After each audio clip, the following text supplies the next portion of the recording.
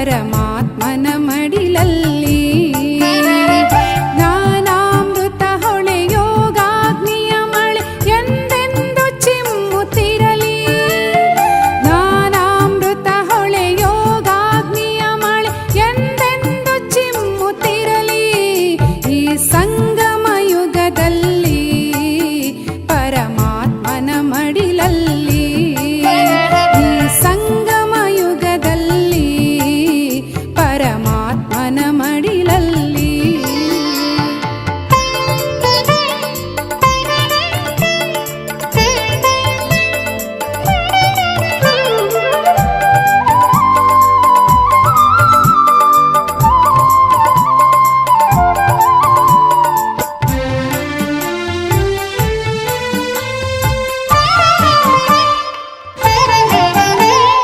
ನೂತನ ಸೃಷ್ಟಿಯ ಕನಸದು ಕಾಣಲಿ, ಗುರಿ ಉದ್ದೇಶವು ಲಕ್ಷ್ಯದಲ್ಲಿರಲಿ. ನೂತನ ಸೃಷ್ಟಿಯ ಕನಸದು ಕಾಣಲಿ, ಗುರಿ ಉದ್ದೇಶವು ಲಕ್ಷ್ಯದಲ್ಲಿರಲಿ. ಜ್ಞಾನೇಂದ್ರಿಯಗಳು ಜಾಗೃತವಾಗಲಿ, ಜ್ಞಾನೇಂದ್ರಿಯಗಳು ಜಾಗೃತವಾಗಲಿ. ಕರ್ಮೇಂದ್ರಿಯಗಳು ಶೀತಲವಾಗಲಿ, ಕರ್ಮೇಂದ್ರಿಯಗಳು ಶೀತಲವಾಗಲಿ. ಸಂಗಮ ಯುಗದಲ್ಲಿ ಪರಮಾತ್ಮನ ಮಡಿಲಲ್ಲಿ. ಈ ಸಂಗಮ ಯುಗದಲ್ಲಿ ಪರಮಾತ್ಮನ ಮಡಿಲಲ್ಲಿ.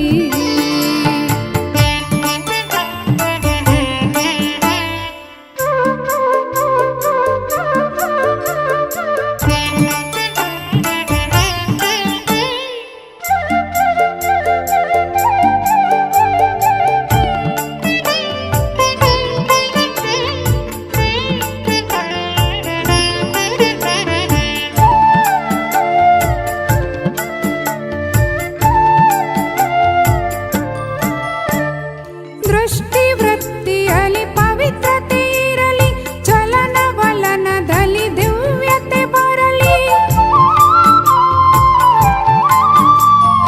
ದೃಷ್ಟಿವೃತ್ತಿಯಲ್ಲಿ ಪವಿತ್ರತೆ ಇರಲಿ, ಚಲನವಲನದಲ್ಲಿ ದಿವ್ಯತೆ ಬರಲಿ.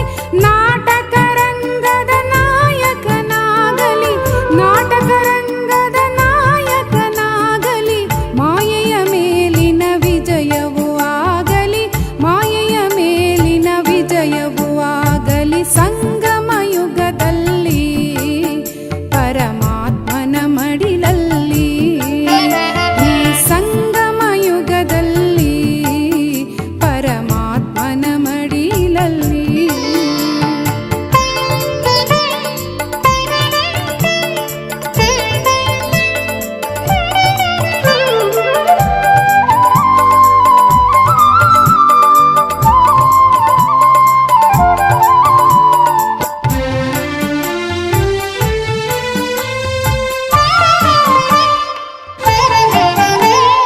ಆತ್ಮದ ಜ್ಯೋತಿಯು ಪ್ರಜ್ವಲವಾಗಲಿ, ಸಂಸ್ಕಾರಗಳು ಶ್ರೇಷ್ಠತೆಗೇರಲಿ.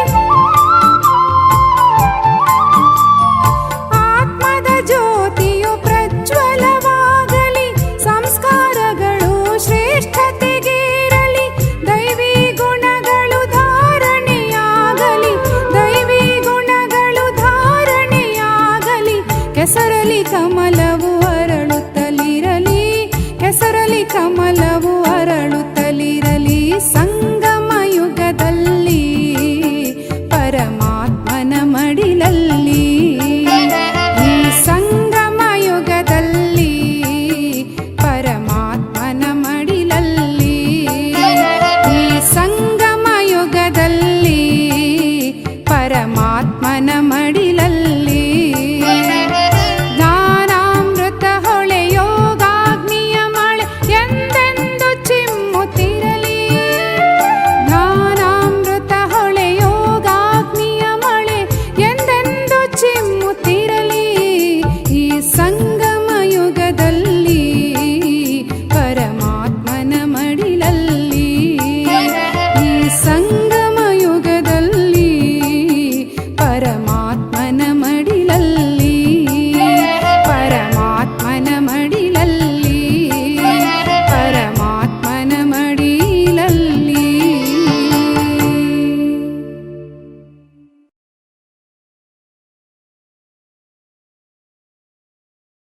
ಓಂ ಶಾಂತಿ.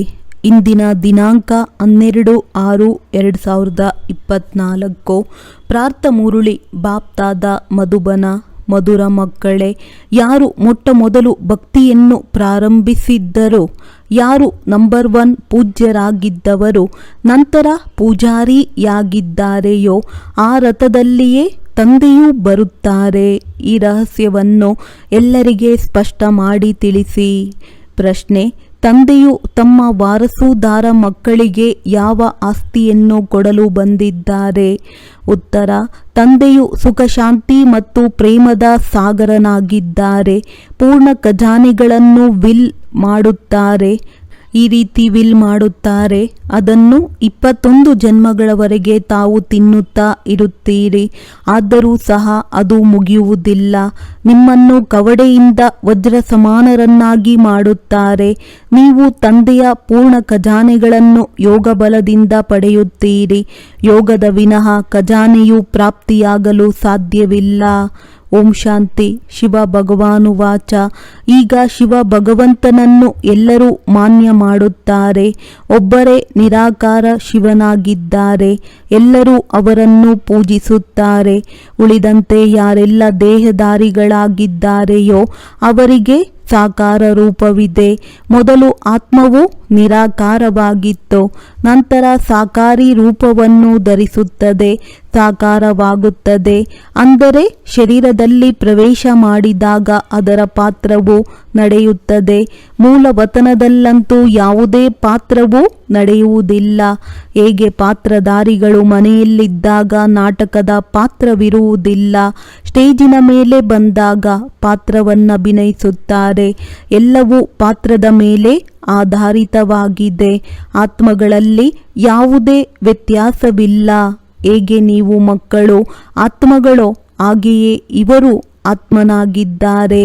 ತಂದೆ ಪರಮ ಆತ್ಮ ಏನು ಮಾಡುತ್ತಾರೆ, ಅವರ ಕರ್ತವ್ಯವೇನು, ಅದನ್ನು ಅರಿತುಕೊಳ್ಳಬೇಕಾಗಿದೆ. ಕೆಲವರು ರಾಷ್ಟ್ರಪತಿಯಾಗಿರುತ್ತಾರೆ, ರಾಜರಾಗಿರುತ್ತಾರೆ. ಇದು ಆತ್ಮದ ವೃತ್ತಿಯಾಗಿದೆಯಲ್ಲವೇ? ಹಾಗೆಯೇ ಇವರು ಪವಿತ್ರ ದೇವತೆಗಳಾಗಿದ್ದಾರೆ. ಆದ್ದರಿಂದ ಇವರನ್ನು ಪೂಜಿಸಲಾಗುತ್ತದೆ. ಈಗ ನೀವೂ ಸಹ ತಿಳಿಯುತ್ತೀರಿ. ಈ ವಿದ್ಯೆಯನ್ನು ಓದಿ ಲಕ್ಷ್ಮೀನಾರಾಯಣರು ವಿಶ್ವಕ್ಕೆ ಮಾಲೀಕರಾದರು. ಯಾರು ಮಾಡಿದರು? ಪರಮಾತ್ಮನು. ನೀವು ಆತ್ಮರೂ ಸಹ ಓದಿಸುತ್ತೀರಿ. ಆದರೆ ಹೆಮ್ಮೆಯ ಮಾತೇನೆಂದರೆ ತಂದೆಯು ಬಂದು ನೀವು ಮಕ್ಕಳಿಗೆ ಓದಿಸುತ್ತಾರೆ ಮತ್ತು ರಾಜಯೋಗವನ್ನು ಕಲಿಸುತ್ತಾರೆ. ಇದು ಎಷ್ಟು ಸಹಜವಾಗಿದೆ. ಇದಕ್ಕೆ ರಾಜಯೋಗವೆಂದು ಹೇಳಲಾಗುತ್ತದೆ. ತಂದೆಯನ್ನು ನೆನಪು ಮಾಡುವುದರಿಂದ ನಾವು ಸತೋಪ್ರಧಾನರಾಗಿ ಬಿಡುತ್ತೇವೆ. ತಂದೆಯಂತೂ ಸತೋಪ್ರಧಾನರಾಗಿಯೇ ಇದ್ದಾರೆ. ಅವರಿಗೆ ಎಷ್ಟೊಂದು ಮಹಿಮೆ ಮಾಡುತ್ತಾರೆ. ಭಕ್ತಿ ಮಾರ್ಗದಲ್ಲಿ ಹಾಲು ಹೂಗಳನ್ನು ಅರ್ಪಿಸುತ್ತಾರೆ. ಏನೂ ಪರಿಚಯವಿಲ್ಲ. ದೇವತೆಗಳನ್ನು ಪೂಜಿಸುತ್ತಾರೆ. ಶಿವಲಿಂಗದ ಮೇಲೂ ಸಹ ಹಾಲನ್ನು ಎರೆಯುತ್ತಾರೆ. ಆದರೆ ಅವರಿಗೆ ಏನೂ ಗೊತ್ತಿಲ್ಲ. ದೇವತೆಗಳಾದರೂ ರಾಜ್ಯಭಾರ ಮಾಡಿದರು. ಮತ್ತೆ ಶಿವನ ಮೇಲೆ ಹೂಗಳನ್ನು ಏಕೆ ಹಾಕುತ್ತಾರೆ? ಅವರು ಯಾವ ಕರ್ತವ್ಯವನ್ನು ಮಾಡಿದ ಕಾರಣ ಇಷ್ಟೊಂದು ಪೂಜೆ ಮಾಡುತ್ತೀರಿ? ದೇವತೆಗಳ ಬಗ್ಗೆಯಂತೂ ಅವರು ಸ್ವರ್ಗದ ಮಾಲೀಕರಾಗಿದ್ದಾರೆಂದು ತಿಳಿದಿದೆ. ಆದರೆ ಅವರನ್ನು ಈ ರೀತಿ ಮಾಡಿದವರು ಯಾರು ಎಂಬುದನ್ನು ತಿಳಿದುಕೊಂಡಿಲ್ಲ. ಶಿವನ ಪೂಜೆಯನ್ನು ಮಾಡುತ್ತಾರೆ. ಆದರೆ ಇವರು ಭಗವಂತ ಎಂದು ಅವರ ಬುದ್ಧಿಯಲ್ಲಿಲ್ಲ. ಭಗವಂತನು ಈ ದೇವತೆಗಳನ್ನು ಈ ರೀತಿ ಮಾಡಿದ್ದಾರೆ. ಎಷ್ಟೊಂದು ಭಕ್ತಿ ಮಾಡುತ್ತಾರೆ, ಆದರೆ ಏನೂ ಗೊತ್ತಿಲ್ಲ. ತಾವು ಸಹ ಶಿವನ ಪೂಜೆಯನ್ನು ಮಾಡಿರುತ್ತೀರಿ. ಈಗ ನಿಮಗೆ ತಿಳುವಳಿಕೆ ಇದೆ. ಮೊದಲು ಏನೂ ಸಹ ತಿಳಿದಿರಲಿಲ್ಲ. ಅವರ ಕರ್ತವ್ಯವೇನು, ಯಾವ ಸುಖವನ್ನು ಕೊಡುತ್ತಾರೆ ಎಂಬುದೇನು ತಿಳಿದಿರಲಿಲ್ಲ. ಯಾವ ಸುಖವನ್ನು ಕೊಡುತ್ತಾರೆ ಎಂಬುದೇನು ತಿಳಿದಿರಲಿಲ್ಲ. ಈ ದೇವತೆಗಳು ಸುಖ ಕೊಡುತ್ತಾರೆಯೇ? ಬಲೆ, ರಾಜ ರಾಣಿ ಪ್ರಜೆಗಳಿಗೆ ಸುಖ ಕೊಡುತ್ತಾರೆ. ಆದರೆ ಅವರನ್ನೂ ಸಹ ಶಿವತಂದೆಯೇ ಆ ರೀತಿ ಮಾಡಿದರಲ್ಲವೇ? ಆದ್ದರಿಂದ ಬಲಿಹಾರಿಯು ತಂದೆಯದಾಗಿದೆ. ಈ ದೇವತೆಗಳು ಕೇವಲ ರಾಜ್ಯಭಾರ ಮಾಡುತ್ತಾರೆ, ಪ್ರಜೆಗಳು ಆಗಿಬಿಡುತ್ತಾರೆ. ಆದರೆ ಇವರು ಯಾರ ಕಲ್ಯಾಣವನ್ನು ಮಾಡುವುದಿಲ್ಲ. ಒಂದು ವೇಳೆ ಮಾಡಿದರೂ ಸಹ ಅಲ್ಪ ಕಾಲಕ್ಕಾಗಿ. ಈಗ ತಂದೆ ತಮ್ಮ ಪರಿಚಯವನ್ನು ಕೊಡುತ್ತಾರೆ. ನೀವು ನನ್ನ ಲಿಂಗಕ್ಕೆ ಪೂಜೆ ಮಾಡುತ್ತಿದ್ದೀರಿ, ಅದಕ್ಕೆ ಪರಮ ಆತ್ಮನೆಂದು ಹೇಳುತ್ತಿದ್ದೀರಿ. ಪರಮ ಆತ್ಮನಿಂದ ಪರಮಾತ್ಮನಾಗಿ ಬಿಡುತ್ತದೆ. ಆದರೆ ಪರಮಾತ್ಮನು ಏನು ಮಾಡುತ್ತಾರೆಂದು ನಿಮಗೆ ತಿಳಿದಿರಲಿಲ್ಲ. ಕೇವಲ ಅವರು ಸರ್ವವ್ಯಾಪಿ ನಾಮರೂಪದಿಂದ ಭಿನ್ನವಾಗಿದ್ದಾರೆಂದು ಹೇಳಿಬಿಡುತ್ತೀರಿ. ಅಂದ ಮೇಲೆ ಅವರ ಮೇಲೆ ಹಾಲನ್ನೆರೆಯುವುದು ಶೋಭಿಸುವುದಿಲ್ಲವಲ್ಲವೇ? ಅವರಿಗೂ ಆಕಾರವಿದೆ, ಆದ್ದರಿಂದಲೇ ಪೂಜಿಸುತ್ತೀರಲ್ಲವೇ? ಅವರಿಗೆ ನಿರಾಕಾರ ನಾಮರೂಪವಿಲ್ಲ ನಾಗಿದ್ದಾರೆಂದು ಹೇಳಲು ಸಾಧ್ಯವಿಲ್ಲ. ಮನುಷ್ಯರು ನಿಮ್ಮೊಂದಿಗೆ ಬಹಳ ವಾದ ವಿವಾದ ಮಾಡುತ್ತಾರೆ. ತಂದೆಯ ಬಳಿಯೂ ವಾದವನ್ನೇ ಮಾಡುತ್ತಾರೆ. ವ್ಯರ್ಥವಾಗಿ ತಲೆಕೆಡಿಸಿಕೊಳ್ಳುತ್ತಾರೆ. ಪ್ರಯೋಜನವೇನೂ ಇಲ್ಲ. ಇದನ್ನು ತಿಳಿಸುವುದಂತೂ ನೀವು ಮಕ್ಕಳ ಕೆಲಸವಾಗಿದೆ. ನಿಮಗೆ ಗೊತ್ತಿದೆ, ನಮ್ಮನ್ನು ತಂದೆಯು ಎಷ್ಟು ಶ್ರೇಷ್ಠರನ್ನಾಗಿ ಮಾಡಿದ್ದಾರೆ. ಇದು ವಿದ್ಯೆಯಾಗಿದೆ. ಇಲ್ಲಿ ತಂದೆಯೇ ಶಿಕ್ಷಕರಾಗಿ ಓದಿಸುತ್ತಾರೆ. ನೀವು ಮನುಷ್ಯರಿಂದ ದೇವತೆಗಳಾಗಲು ಓದುತ್ತಿದ್ದೀರಿ. ದೇವಿ ದೇವತೆಗಳು ಸತ್ಯಯುಗದಲ್ಲಿರುತ್ತಾರೆ, ಕಲಿಯುಗದಲ್ಲಿಲ್ಲ. ಪವಿತ್ರರಾಗಿರಲು ರಾಮರಾಜ್ಯವೂ ಸಹ ಇಲ್ಲ. ದೇವಿ ದೇವತೆಗಳಿದ್ದರೂ ನಂತರ ವಾಮ ಮಾರ್ಗದಲ್ಲಿ ಹೊರಟು ಹೋಗುತ್ತಾರೆ. ಬಾಕಿ ಅಲ್ಲಿ ಹೇಗೆ ಚಿತ್ರಗಳನ್ನು ತೋರಿಸಿದ್ದಾರೆಯೋ ಆ ರೀತಿಯಂತೂ ಇಲ್ಲ. ಜಗನ್ನಾಥಪುರಿಯಲ್ಲಿ ನೀವು ನೋಡುತ್ತೀರಿ, ಕಪ್ಪು ಚಿತ್ರಗಳಿವೆ. ತಂದೆಯು ತಿಳಿಸುತ್ತಾರೆ, ಮಾಯಾಜೀತೆ ಜಗಜ್ಜೀತರಾಗಿ. ಇದಕ್ಕೆ ಅವರು ಜಗನ್ನಾಥ ಎಂದು ಹೆಸರನ್ನಿಟ್ಟು ಬಿಟ್ಟಿದ್ದಾರೆ. ಮೇಲೆ ಎಲ್ಲ ಕೆಟ್ಟ ಚಿತ್ರಗಳನ್ನು ತೋರಿಸಿದ್ದಾರೆ. ದೇವತೆಗಳು ವಾಮ ಮಾರ್ಗದಲ್ಲಿ ಹೋಗಿದ್ದರಿಂದ ಕಪ್ಪಾಗಿ ಬಿಟ್ಟರು. ಆ ಚಿತ್ರಗಳ ಪೂಜೆಯನ್ನು ಮಾಡುತ್ತಿರುತ್ತಾರೆ. ಮನುಷ್ಯರಿಗೆ ಏನೂ ಗೊತ್ತಿಲ್ಲ. ನಾವು ಯಾವಾಗ ಪೂಜ್ಯರಾಗಿದ್ದೆವೋ 84 ಜನ್ಮಗಳ ಪರಿಚಯವೂ ಯಾರ ಬುದ್ಧಿಯಲ್ಲಿಯೂ ಇಲ್ಲ. ಮೊದಲು ಪೂಜ್ಯ ಸತೋಪ್ರಧಾನರೇ 84 ಜನ್ಮಗಳನ್ನು ತೆಗೆದುಕೊಳ್ಳುತ್ತಾ ತಮೋಪ್ರಧಾನ ಪೂಜಾರಿಗಳಾಗಿ ಬಿಡುತ್ತಾರೆ. ರಘುನಾಥ ಮಂದಿರದಲ್ಲಿಯೂ ಕಪ್ಪು ಚಿತ್ರಗಳನ್ನು ತೋರಿಸಿದ್ದಾರೆ. ಅದರ ಅರ್ಥವನ್ನು ತಿಳಿದುಕೊಂಡಿಲ್ಲ.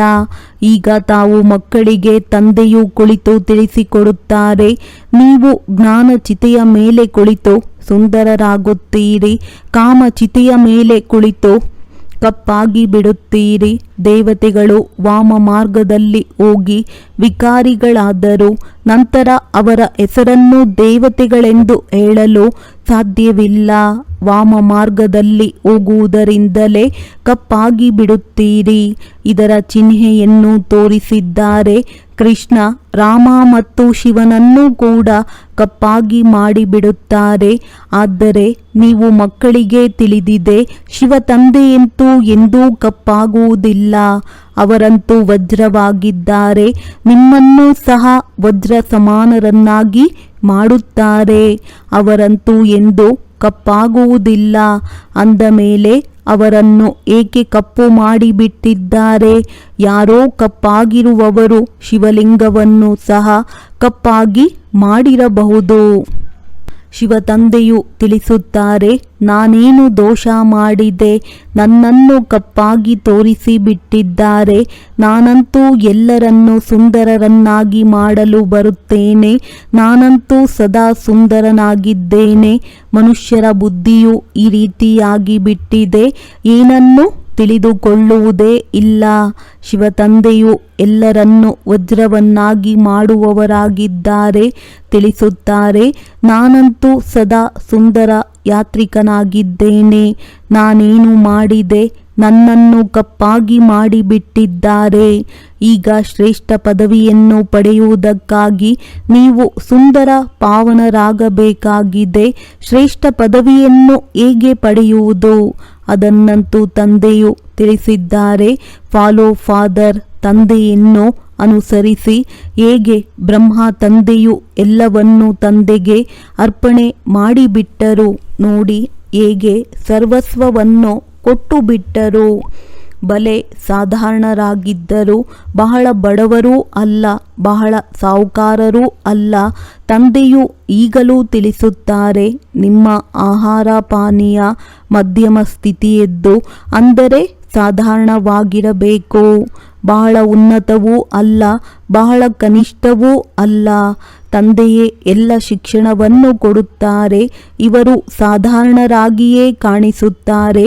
ಆದ್ದರಿಂದ ಮನುಷ್ಯರು ನಿಮ್ಮನ್ನು ಕೇಳುತ್ತಾರೆ, ಭಗವಂತನು ಎಲ್ಲಿದ್ದಾರೆ ತಿಳಿಸಿ. ಅರೆ, ಆತ್ಮವು ಬಿಂದುವಾಗಿದೆ, ಅದನ್ನು ನೋಡುತ್ತೀರೇನೋ? ಇದಂತೂ ತಿಳಿದಿದೆ. ಸ್ಥೂಲ ಕಣ್ಣುಗಳಿಂದ ಆತ್ಮವನ್ನು ನೋಡಲು ಸಾಧ್ಯವಿಲ್ಲ. ಭಗವಂತನೇ ಓದಿಸುತ್ತಾರೆಂದು ನೀವು ಹೇಳುತ್ತೀರಿ. ಅಂದ ಮೇಲೆ ಅವಶ್ಯವಾಗಿ ಶರೀರಧಾರಿಯಾಗಿರಬೇಕು. ನಿರಾಕಾರನು ಹೇಗೆ ಓದಿಸುತ್ತಾರೆಂದು ಕೇಳುತ್ತಾರೆ, ಏಕೆಂದರೆ ಮನುಷ್ಯರಿಗಂತೂ ಏನೂ ತಿಳಿದಿಲ್ಲ. ಹೇಗೆ ನೀವು ಆತ್ಮಗಳಾಗಿದ್ದೀರಿ, ಶರೀರದಿಂದ ಪಾತ್ರವನ್ನಭಿನಯಿಸುತ್ತೀರಿ. ಆತ್ಮವೇ ಪಾತ್ರವನ್ನಭಿನಯಿಸುತ್ತದೆ. ಆತ್ಮವೇ ಶರೀರದ ಮೂಲಕ ಮಾತನಾಡುತ್ತದೆ. ಆತ್ಮವಾಚವಾಗಿದೆ. ಆದರೆ ಆತ್ಮವಾಚ ಎನ್ನುವುದು ಶೋಭಿಸುವುದಿಲ್ಲ. ಆತ್ಮವು ವಾನಪ್ರಸ್ಥ ವಾಣಿಯಿಂದ ದೂರವಿದೆ. ಅದು ಮಾತನಾಡಬೇಕೆಂದರೆ ಶರೀರದಿಂದಲೇ ಮಾತನಾಡುತ್ತದೆ. ಕೇವಲ ಆತ್ಮವೇ ವಾಣಿಯಿಂದ ದೂರವಿರುತ್ತದೆ. ವಾಣಿಯಲ್ಲಿ ಬರಬೇಕೆಂದರೆ ಅದಕ್ಕೆ ಶರೀರವು ಅವಶ್ಯವಾಗಿ ಬೇಕು. ತಂದೆಯು ಜ್ಞಾನ ಸಾಗರನಾಗಿದ್ದಾರೆ. ಅಂದ ಮೇಲೆ ಅವಶ್ಯವಾಗಿ ಯಾರ ಶರೀರವನ್ನಾದರೂ ಆಧಾರವಾಗಿ ತೆಗೆದುಕೊಳ್ಳುತ್ತಾರಲ್ಲವೇ, ಅದಕ್ಕೆ ರಥವೆಂದು ಹೇಳಲಾಗುತ್ತದೆ. ಇಲ್ಲದಿದ್ದರೆ ಅವರು ಹೇಗೆ ತಿಳಿಸುವುದು? ತಂದೆಯು ಪತಿತರಿಂದ ಪಾವನರಾಗುವುದಕ್ಕಾಗಿ ಶಿಕ್ಷಣ ಕೊಡುತ್ತಾರೆ. ಇದರಲ್ಲಿ ಪ್ರೇರಣೆಯ ಮಾತಿಲ್ಲ, ಇದು ಜ್ಞಾನದ ಮಾತಾಗಿದೆ. ಅವರು ಹೇಗೆ ಬರುತ್ತಾರೆ? ಯಾರ ಶರೀರದಲ್ಲಿ ಬರುತ್ತಾರೆ? ಬರುವುದಂತೂ ಅವಶ್ಯವಾಗಿ ಮನುಷ್ಯನಲ್ಲಿಯೇ. ಅಂದಾಗ ಯಾವ ಮನುಷ್ಯನಲ್ಲಿ ಬರುತ್ತಾರೆ? ಇದು ನಿಮ್ಮ ವಿನಃ ಯಾರಿಗೂ ತಿಳಿದಿಲ್ಲ. ಸ್ವಯಂ ರಚಯಿತ ತಂದೆಯೇ ತಮ್ಮ ಪರಿಚಯವನ್ನು ತಿಳಿಸುತ್ತಾರೆ. ನಾನು ಹೇಗೆ ಮತ್ತು ಯಾವ ರಥದಲ್ಲಿ ಬರುತ್ತೇನೆ, ನನ್ನ ರಥವು ಯಾವುದಾಗಿದೆ ಎಂದು ಮಕ್ಕಳು ತಿಳಿದುಕೊಂಡಿದ್ದೀರಿ. ಮನುಷ್ಯರು ಇದರಲ್ಲಿ ಬಹಳ ಗೊಂದಲಕ್ಕೊಳಗಾಗಿದ್ದಾರೆ. ಯಾವುದೋ ರಥವನ್ನೋ ತೋರಿಸಿಬಿಡುತ್ತಾರೆ. ಪ್ರಾಣಿಗಳಲ್ಲಂತೂ ತಂದೆಯು ಬರಲು ಸಾಧ್ಯವಿಲ್ಲ. ತಂದೆಯು ತಿಳಿಸುತ್ತಾರೆ, ನಾನು ಯಾವ ಮನುಷ್ಯನಲ್ಲಿ ಬರುತ್ತೇನೆಂದು ತಿಳಿದುಕೊಳ್ಳಲು ಆಗುವುದಿಲ್ಲ. ತಂದೆಯು ತಿಳಿಸುತ್ತಾರೆ, ನಾನು ಯಾವ ಮನುಷ್ಯನಲ್ಲಿ ಬರುತ್ತೇನೆಂದು ತಿಳಿದುಕೊಳ್ಳಲು ಆಗುವುದಿಲ್ಲ. ಬರುವುದೂ ಸಹ ಭಾರತದಲ್ಲಿಯೇ. ಭಾರತವಾಸಿಗಳಲ್ಲಿಯೂ ಯಾರ ತನುವಿನಲ್ಲಿ ಬರುತ್ತೇನೆ, ರಾಷ್ಟ್ರಪತಿ ಅಥವಾ ಸಾಧು ಮಹಾತ್ಮರ ರಥದಲ್ಲಿ ಬರುತ್ತೇನೆಯೇ ಅಥವಾ ಪವಿತ್ರ ರಥದಲ್ಲಿಯೇ ಬರಬೇಕೆಂದಿಲ್ಲ. ಏಕೆಂದರೆ ಇದಂತೂ ರಾವಣ ರಾಜ್ಯವಾಗಿದೆ. ದೂರ ದೇಶದಲ್ಲಿರುವವರು ಪರದೇಶದಲ್ಲಿ ಬಂದರೆಂದು ಗಾಯನವಿದೆ. ಇದು ಸಹ ಮಕ್ಕಳಿಗೆ ತಿಳಿದಿದೆ. ಭಾರತವು ಅವಿನಾಶಿ ಖಂಡವಾಗಿದೆ ಎಂದು ಇದರ ವಿನಾಶವಾಗುವುದಿಲ್ಲ. ಅವಿನಾಶಿ ತಂದೆಯು ಅವಿನಾಶಿ ಭಾರತ ಖಂಡದಲ್ಲಿಯೇ ಬರುತ್ತಾರೆ.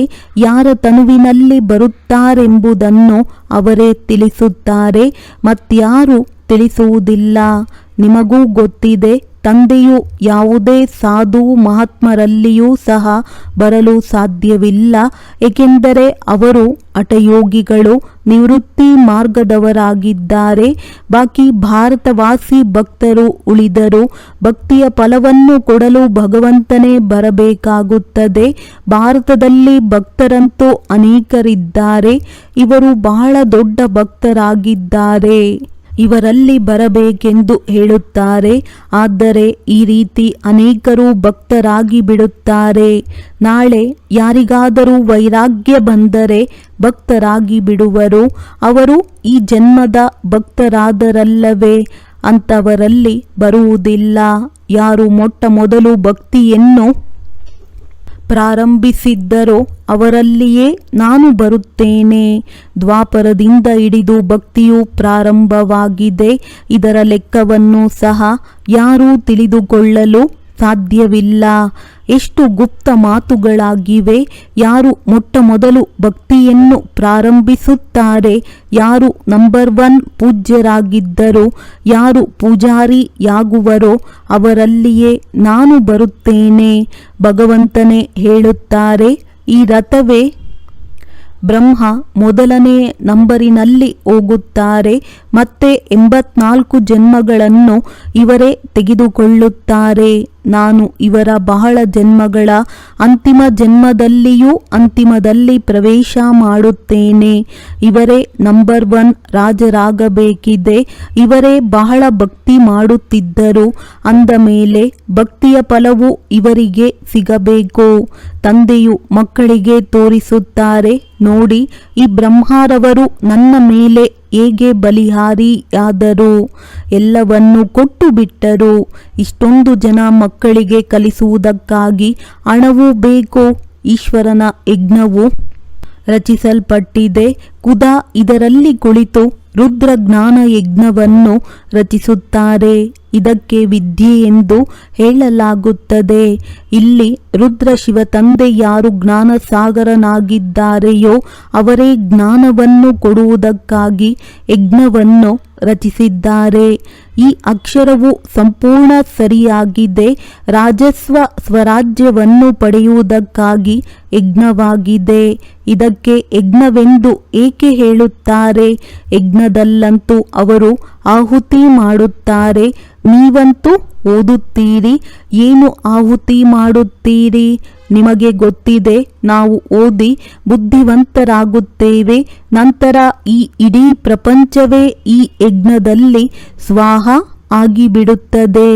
ಯಜ್ಞದಲ್ಲಿಯೂ ಸಹ ಕೊನೆಯಲ್ಲಿ ಏನೆಲ್ಲವೂ ಸಾಮಗ್ರಿಗಳಿವೆಯೋ ಎಲ್ಲವನ್ನು ಹಾಕಿಬಿಡುತ್ತಾರೆ. ನೀವು ಮಕ್ಕಳು ಈಗ ತಿಳಿದುಕೊಂಡಿದ್ದೀರಿ. ನಮಗೆ ತಂದೆಯು ಓದಿಸುತ್ತಿದ್ದಾರೆ. ತಂದೆಯು ಬಹಳ ಸಾಧಾರಣವಾಗಿದ್ದಾರೆ. ಮನುಷ್ಯರಿಗೇನು ಗೊತ್ತು? ಆ ದೊಡ್ಡ ದೊಡ್ಡ ವ್ಯಕ್ತಿಗಳಿಗೆ ಬಹಳ ಮಹಿಮೆಯಾಗುತ್ತದೆ. ತಂದೆಯಂತೂ ಬಹಳ ಸಾಧಾರಣ ಸರಳ ರೀತಿಯಲ್ಲಿ ಕುಳಿತಿದ್ದಾರೆ. ಇದು ಮನುಷ್ಯರಿಗೆ ಹೇಗೆ ತಿಳಿಯುತ್ತದೆ? ಈ ದಾದಾರವರಂತೂ ವಜ್ರ ವ್ಯಾಪಾರಿಯಾಗಿದ್ದರು. ಯಾವುದೇ ಶಕ್ತಿಯೂ ಕಣ್ಣಿಗೆ ಕಾಣಿಸುವುದಿಲ್ಲ. ಕೇವಲ ಇವರನ್ನು ಬ್ರಹ್ಮ ತಂದೆ ನೋಡಿ ಇಷ್ಟನ್ನಂತೂ ಹೇಳುತ್ತಾರೆ, ಇವರಲ್ಲಿ ಏನೋ ಶಕ್ತಿ ಇದೆ, ಇವರಲ್ಲಿ ಸರ್ವಶಕ್ತಿವಂತ ತಂದೆ ಇದ್ದಾರೆಂಬುದನ್ನು ತಿಳಿಯುವುದಿಲ್ಲ. ಇವರಲ್ಲಿ ಶಕ್ತಿಯಂತೂ ಇದೆ. ಆ ಶಕ್ತಿಯು ಎಲ್ಲಿಂದ ಬಂದಿತು? ತಂದೆಯು ಪ್ರವೇಶ ಮಾಡಿದರಲ್ಲವೇ? ಅವರ ಖಜಾನೆಯನ್ನು ಸುಮ್ಮನೆ ಕೊಟ್ಟು ಬಿಡುತ್ತಾರೆಯೇ? ನೀವು ಯೋಗ ಬಲದಿಂದ ಖಜಾನೆಯನ್ನು ಪಡೆಯುತ್ತೀರಿ. ಅವರಂತೂ ಸರ್ವಶಕ್ತಿವಂತನಾಗಿದ್ದಾರೆ. ಅವರ ಶಕ್ತಿಯು ಎಲ್ಲಿಯೂ ಹೊರಟು ಹೋಗುವುದಿಲ್ಲ. ಪರಮಾತ್ಮನನ್ನು ಸರ್ವಶಕ್ತಿವಂತನೆಂದು ಏಕೆ ಗಾಯನ ಮಾಡಲಾಗುತ್ತದೆ ಎಂಬುದನ್ನು ಸಹ ಯಾರೂ ತಿಳಿದುಕೊಂಡಿಲ್ಲ. ತಂದೆಯು ಬಂದು ಎಲ್ಲ ಮಾತುಗಳನ್ನು ತಿಳಿಸುತ್ತಾರೆ. ನಾನು ಯಾರಲ್ಲಿ ಪ್ರವೇಶ ಮಾಡುತ್ತೇನೆಯೋ ಅವರಲ್ಲಂತೂ ಪೂರ್ಣ ತುಕ್ಕು ಹಿಡಿದಿತ್ತು. ಹಳೆಯ ದೇಹ, ಹಳೆಯ ಶರೀರ, ಇವರ ಬಹಳ ಜನ್ಮಗಳ ಅಂತ್ಯದಲ್ಲಿ ಬರುತ್ತೇನೆ. ಆತ್ಮದಲ್ಲಿ ಯಾವ ತುಕ್ಕು ಹಿಡಿದಿದೆಯೋ ಅದನ್ನು ಯಾರೂ ತೆಗೆಯಲು ಸಾಧ್ಯವಿಲ್ಲ. ತುಕ್ಕನ್ನು ತೆಗೆಯುವವರು ಒಬ್ಬರೇ ಸದ್ಗುರುವಾಗಿದ್ದಾರೆ. ಅವರು ಸದಾ ಪಾವನನಾಗಿದ್ದಾರೆ. ಇದನ್ನು ನೀವು ತಿಳಿದುಕೊಂಡಿದ್ದೀರಿ. ಇದೆಲ್ಲವನ್ನು ಬುದ್ಧಿಯಲ್ಲಿ ಇಟ್ಟುಕೊಳ್ಳಲು ಸಮಯವೂ ಬೇಕು. ನೀವು ಮಕ್ಕಳಿಗೆ ತಂದೆಯು ಎಲ್ಲವನ್ನು ವಿಲ್ ಮಾಡಿಬಿಡುತ್ತಾರೆ. ತಂದೆ ಜ್ಞಾನದ ಸಾಗರ, ಶಾಂತಿಯ ಸಾಗರನಾಗಿದ್ದಾರೆ. ಬರುವುದು ಹಳೆಯ ಪ್ರಪಂಚದಲ್ಲಿ ಯಾರು ವಜ್ರ ಸಮಾನರಾಗಿದ್ದರೂ ನಂತರ ಕವಡೆಯ ಸಮಾನರಾದರೂ ಅವರಲ್ಲಿ ಪ್ರವೇಶ ಮಾಡುತ್ತಾರೆ. ಅವರು ಬಲೆ ಈ ಸಮಯದಲ್ಲಿ ಕೋಟ್ಯಾಧಿಪತಿಯಾಗಿರಬಹುದು, ಆದರೆ ಅಲ್ಪ ಕಾಲಕ್ಕಾಗಿ ಎಲ್ಲರದ್ದು ಸಮಾಪ್ತಿಯಾಗಿ ಬಿಡುತ್ತದೆ. ಮೌಲ್ಯವಂತರಂತೂ ನೀವಾಗುತ್ತೀರಿ. ಈಗ ನೀವು ವಿದ್ಯಾರ್ಥಿಗಳಾಗಿದ್ದೀರಿ. ಇವರು ವಿದ್ಯಾರ್ಥಿಯಾಗಿದ್ದಾರೆ. ಇವರು ಬಹಳ ಜನ್ಮಗಳ ಅಂತ್ಯದಲ್ಲಿದ್ದಾರೆ. ಇವರ ಆತ್ಮದಲ್ಲಿ ತುಕ್ಕು ಹಿಡಿದಿದೆ. ಯಾರು ಬಹಳ ಚೆನ್ನಾಗಿ ಓದುವರೋ ಅವರಲ್ಲಿಯೇ ತುಕ್ಕು ಹಿಡಿದಿದೆ. ಅವರೇ ಎಲ್ಲರಿಗಿಂತ ಹೆಚ್ಚಿನ ಪತಿತರಾಗುತ್ತಾರೆ. ಮತ್ತೆ ಅವರೇ ಪಾವನರಾಗಬೇಕಾಗಿದೆ. ಈ ನಾಟಕವು ಮಾಡಲ್ಪಟ್ಟಿದೆ. ತಂದೆಯಂತೂ ಸತ್ಯವಾದ ಮಾತನ್ನು ತಿಳಿಸುತ್ತಾರೆ. ತಂದೆಯು ಸತ್ಯವಾಗಿದ್ದಾರೆ. ಅವರೆಂದೂ ಅಸತ್ಯವನ್ನು ಹೇಳುವುದಿಲ್ಲ. ಇವೆಲ್ಲ ಮಾತುಗಳನ್ನು ಮನುಷ್ಯರು ತಿಳಿದುಕೊಳ್ಳಲು ಸಾಧ್ಯವಿಲ್ಲ. ನೀವು ಮಕ್ಕಳ ವಿನಃ ಮನುಷ್ಯರಿಗೆ ಹೇಗೆ ತಿಳಿಯುತ್ತದೆ? ಒಳ್ಳೆಯದು. ಮಧುರಾತಿ ಮಧುರ ಅಗಲಿ ಮರಳಿ ಸಿಕ್ಕಿರುವಂತಹ ಮಕ್ಕಳಿಗೆ ಪ್ರೀತಿಯ ಮಾತ್ಪಿತಾ ಬಾಪ್ ತಾದಾರವರ ನೆನಪು, ಪ್ರೀತಿ ಹಾಗೂ ಸುಪ್ರಭಾತ. ಆತ್ಮೀಯ ಮಕ್ಕಳಿಗೆ ಆತ್ಮೀಯ ತಂದೆಯ ನಮಸ್ತೆ. ಧಾರಣೆಗಾಗಿ ಮುಖ್ಯ ಸಾರ: ಶ್ರೇಷ್ಠ ಪದವಿ ಪಡೆಯಲು ತಂದೆಯನ್ನು ಪೂರ್ಣ ಅನುಸರಿಸಬೇಕಾಗಿದೆ. ಎಲ್ಲವನ್ನು ತಂದೆಗೆ ಅರ್ಪಣೆ ಮಾಡಿ ಟ್ರಸ್ಟಿಯಾಗಿ ಎಲ್ಲವನ್ನೂ ಸಂಭಾಲನೆ ಮಾಡಬೇಕು. ಪೂರ್ಣ ಬಲಿಹಾರಿಯಾಗಬೇಕಾಗಿದೆ. ಆಹಾರ, ಪಾನೀಯ, ಚಲನೆ ವಲನೆ ಸಾಧಾರಣವಾಗಿರಬೇಕು. ಬಹಳ ಉನ್ನತ ಮಟ್ಟದ್ದು ಆಗಿರಬಾರದು, ಕನಿಷ್ಠ ಮಟ್ಟದ್ದು ಆಗಿರಬಾರದು. ತಂದೆಯು ಯಾವ ಸುಖ, ಶಾಂತಿ, ಜ್ಞಾನದ ಖಜಾನೆಯನ್ನು ವಿಲ್ ಮಾಡಿದ್ದಾರೆಯೋ ಅದನ್ನು ಅನ್ಯರಿಗೂ ಕೊಡಬೇಕು. ಕಲ್ಯಾಣಕಾರಿಗಳಾಗಬೇಕಾಗಿದೆ. ವರದಾನ: ಪವಿತ್ರತೆಯ ಗುಹ್ಯತೆಯನ್ನು ತಿಳಿದು ಸುಖ ಶಾಂತಿ ಸಂಪನ್ನರಾಗುವಂತಹ ಮಹಾನ್ ಆತ್ಮ ಭವ. ಪವಿತ್ರತೆಯ ಶಕ್ತಿಯ ಮಹಾನತೆಯನ್ನು ತಿಳಿದು ಪವಿತ್ರ ಅರ್ಥಾತ್ ಪೂಜ್ಯ ದೇವಾತ್ಮರು ಈಗಲೇ ಆಗಿ ಅಂತ್ಯದಲ್ಲಿ ಆಗುವೆ ಎಂದಲ್ಲ. ಇಲ್ಲಿ ಬಹಳ ಕಾಲದಿಂದ ಜಮಾ ಮಾಡಿಕೊಂಡಿರುವ ಶಕ್ತಿ ಅಂತ್ಯದಲ್ಲಿ ಕೆಲಸಕ್ಕೆ ಬರುತ್ತದೆ. ಪವಿತ್ರರಾಗುವುದು ಏನು ಸಾಧಾರಣ ಮಾತಲ್ಲ. ಬ್ರಹ್ಮಚಾರಿಯಾಗಿದ್ದರೆ ಪವಿತ್ರರಾಗಿ ಬಿಟ್ಟೆ ಎಂದು ತಿಳಿಯುತ್ತಾರೆ. ಆದರೆ ಪವಿತ್ರತೆ ಜನನಿಯಾಗಿದೆ. ಸಂಕಲ್ಪದಿಂದಾಗಲಿ, ವೃತ್ತಿಯಿಂದಾಗಲಿ, ವಾಯುಮಂಡಲದಿಂದ, ವಾಣಿಯಿಂದ, ಸಂಪರ್ಕದಿಂದ ಸುಖ ಶಾಂತಿಯ ಜನನಿಯಾಗಬೇಕು. ಇವರಿಗೆ ಹೇಳಲಾಗತ್ತೆ ಮಹಾನ್ ಆತ್ಮ. ಸ್ಲೋಗನ್: ಶ್ರೇಷ್ಠ ಸ್ಥಿತಿಯಲ್ಲಿ ಸ್ಥಿತರಾಗಿ ಸರ್ವ ಆತ್ಮರಿಗೆ ದಯಾ ದೃಷ್ಟಿ ನೀಡಿ ವೈಬ್ರೇಷನ್ ಹರಡಿ. ಒಳ್ಳೆಯದು. ಓಂ ಶಾಂತಿ.